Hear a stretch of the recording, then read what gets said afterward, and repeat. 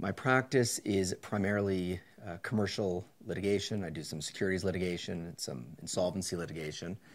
I came to it in a bit of a roundabout way. I started off as a solicitor, actually, for the first about 3 or 4 years of my practice at a full-size firm, and had a background in corporate with the law MBA program that I did, and always thought I was destined to be a corporate lawyer. But I realized the first couple of years of practice it wasn't for me, and I thought about litigation. Always sounded fun and interesting, and I had great articling experience in litigation, and I wanted to give it a try. And the firm that I was with at the time was very supportive of the move, and I realized very quickly that it was exactly the right fit for me. I think I bring a very practical-minded approach to litigation. I think I always try to sit down with clients and map out where we are, where they want to get to, and how we get there, understanding that often the law or litigation are sort of a means to an end and not the end itself. And I think clients like to hear that they want to feel, particularly business clients, to be in control of the process, understand the process, and not think that they're throwing their lot over to a process that is completely foreign to them and that they have no control over.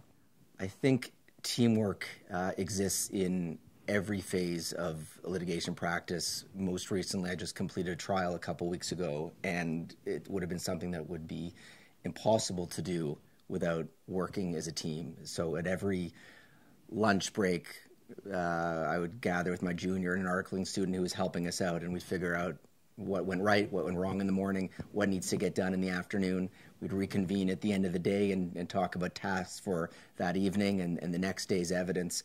And we really worked and functioned as a very cohesive team, which allowed us to get through this trial in a week in a pretty effective way. I think I'm lucky at Paliare, Roland, that while increasingly my practice, I might be a senior lawyer on the file more and more. I have the benefit of walking down the hall and into the office of people like Chris Paliare or Ken Rosenberg or Linda Rothstein to hash out a whole host of issues that arise day to day or month to month in litigation practice.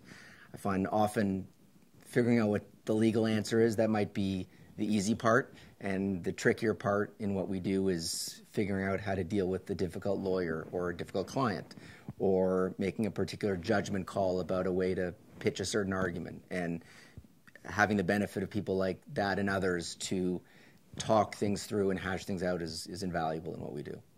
I do a lot of pro bono work on a daily or yearly basis, and it's certainly not only rewarding, but it's also among some of the most memorable files that I've ever done. I can think a few years ago, one of a housekeeper in my family was in some significant need.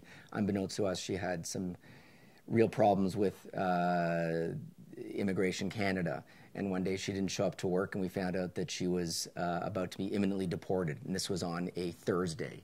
And knowing nothing about immigration law for certain, but knowing that she needed a lot of help, I sort of dropped what I was doing and tried to figure this out, and scheduled an immediate over-the-phone hearing on a Saturday morning, only hours before her flight, with a judge in Ottawa and at the federal court, which is not an area that I practice in at all. And fortunately, luck must have been on my side. That day, we were able to stay the deportation order and keep her in Canada, and she's since gone on to become a Canadian citizen. And it was not only as I said, incredibly rewarding, but a very memorable experience.